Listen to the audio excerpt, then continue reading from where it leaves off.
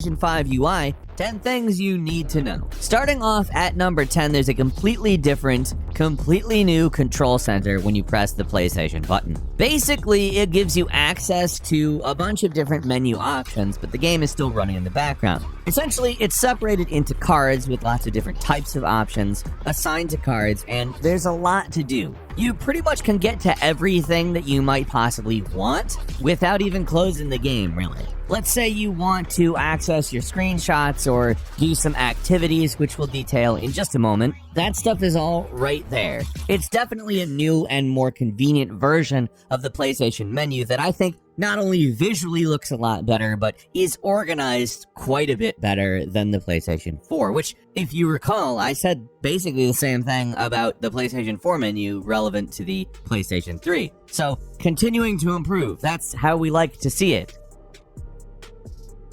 At number 9 is activities. Activities are a new thing that PlayStation basically seems to track. There's both active and suggested activities, and it kind of gives you a chance to glance at various objectives in-game, and it gives you a personalized estimation, I'm assuming algorithmic based on your playstyle or something, which gives you an estimate for how long it will take you to complete that activity. This, I think, is especially useful for adults playing these games. You can get into an activity that shouldn't take you more than the amount of time that you have to play the game. But these types of activities appear to be various levels or objectives in levels, and you can even bring up little video guides and or hints without even leaving the game. Like, you don't have to take out your phone and go on an obsessive Google search for hints that's relevant to what's going on in the game. You can pin the videos to the side of the screen, and they seem to be working to keep the hint content spoiler-free, which is really nice.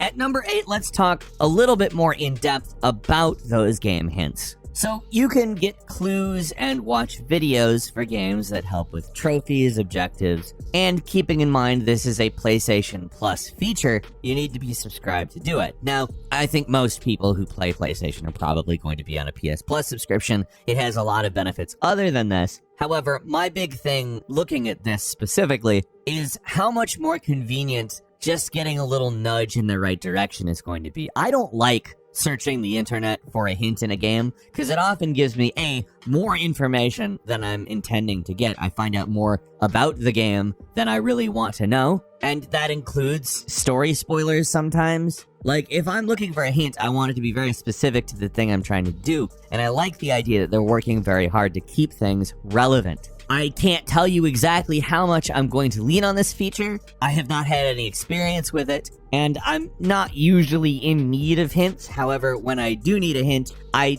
generally do experience those problems. So I think it is possibly a very useful feature, but time will tell.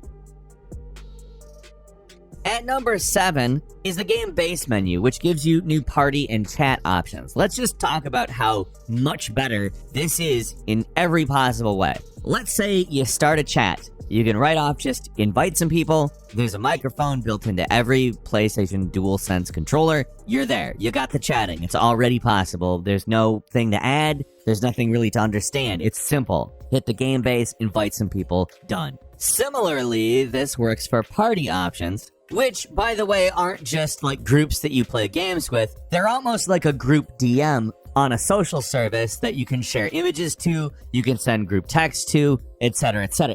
It's really a nice feature. I like it a lot. And getting into a gaming party is very simple. If you got a game that you can co-op or has the option for multiplayer, this stuff is very, very intuitive. Reminds me of the Steam friends list with a little less clutter, because it's really, really clean. And I like that because, frankly, if I want to start a game or just chat with friends on PlayStation, I kind of just avoided it. Like, get a Discord call going or something. It seems like that's not how this is going to pan out, and I think it's going to be a big thing for co-op gamers in particular. Just a quick mention, they have a really nice feature that I'm particularly excited about, in that they now allow you to not bother using a keyboard to type your messages to anyone, whether that be in a party or just wherever. There's actually voice typing built in, and I think that that's just so good. I'm so happy about that. I hate using the on-screen keyboards on any of these systems, seriously. At number 6 is screen sharing. Like, there are really, really good screen sharing capabilities in here. It's pretty much the same as the previous point as far as how you do it. However, I think that it needs to be separated on account. You can, during any game, watch your friend play a game. You can pin it to the side. You can voice chat with them as they're playing a different game than you. You can distract yourself from your game by watching their game. Like, they demonstrated it with somebody playing Sackboy with Uncharted: The Lost Legacy in the corner. I thought it was a really cool feature. Like, I don't know that it's going to be particularly useful, but I definitely can see myself using it. Frankly, these social features are just stuff that couldn't have come at a better time. We don't really have the capability to do stuff like couch co-op as readily as we did in the before times. And it's really nice to have options that allow us to do things with our friends. And I think Sony really has a good conceptualization of a feature that is going to be useful, not only in the game base menu, but here in the screen share. Like, you can really actually interact with each other over the game that your friend is playing or that you're playing and they're watching. At number 5, with a simple request, if a game has the capability to, you can simply jump right into it with your friends, which is great. I think that this is a fantastic idea. It's just a card that is in your main menu. If your friend starts a game that is joinable, there will be a card that says, hey, you can join this game. Like, it's incredibly simple. I vastly prefer that to the previous PlayStation experience as far as playing with your friends. There was multiple steps. This is not something where we have that. Genuinely, it's a huge step forward as far as just jumping into your friends' games, or making a game that your friends can jump in as well. Again, it's not necessarily that absolutely every single game is going to be like that. Keep this in mind. It's something that the developers have to integrate into the game, but I have a feeling that most developers will understand the importance of this feature as something that will attract people to their game. So I would expect fairly wide adoption on that feature.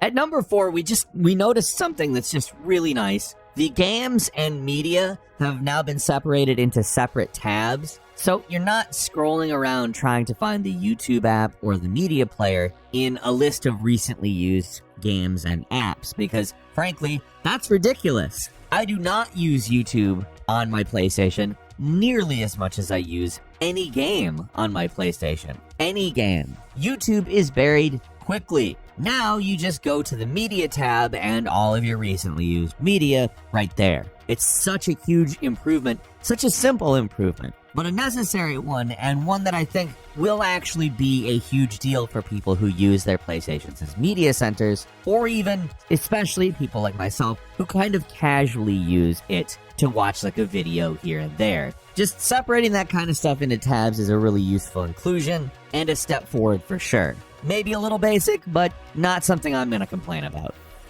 At number 3, there's now an official news tab. Now, I'm not somebody who's suggesting you get all of your official news directly from PlayStation, as there happens to be this YouTube channel that you can tend to get that stuff from, with commentary that contextualizes it and brings in some analysis and thoughts that you might like. It's called Game Ranks. I think you've seen it before. However, if you're interested in the official news that PlayStation puts out, there's now a tab for it, which is very nice. I think it will actually incentivize people to look at their news a little bit more. Not that I don't think you'll miss our voices and opinions here at Game Ranks, which, if you're not subscribed, obviously now's a good time to do so. In fact, there's never a bad time to do so. Still, it's nice to hear at least the official story right away, right when it happens. At number 2, the PlayStation Store is fully integrated into the system. So apparently, load times are going to be way better. Like, they probably would have been way better if they did it the other way, still. Which, by the way, on the PlayStation 4, the PlayStation Store was its own app. And again, it's just literally part of the OS now, which I think is a big improvement because, wow, I hated how slow the PlayStation Store was on the PlayStation 4. And don't even get me started about how it was on the PlayStation 3. The idea that the PlayStation Store could just be fast, I love the sound of that, but they've also heard that there's a possibility that we'll be seeing more ads, which I'm not in love with. I mean, if they're ads for games that pop up in various places on the system itself, maybe that's not the worst thing, but we'll see.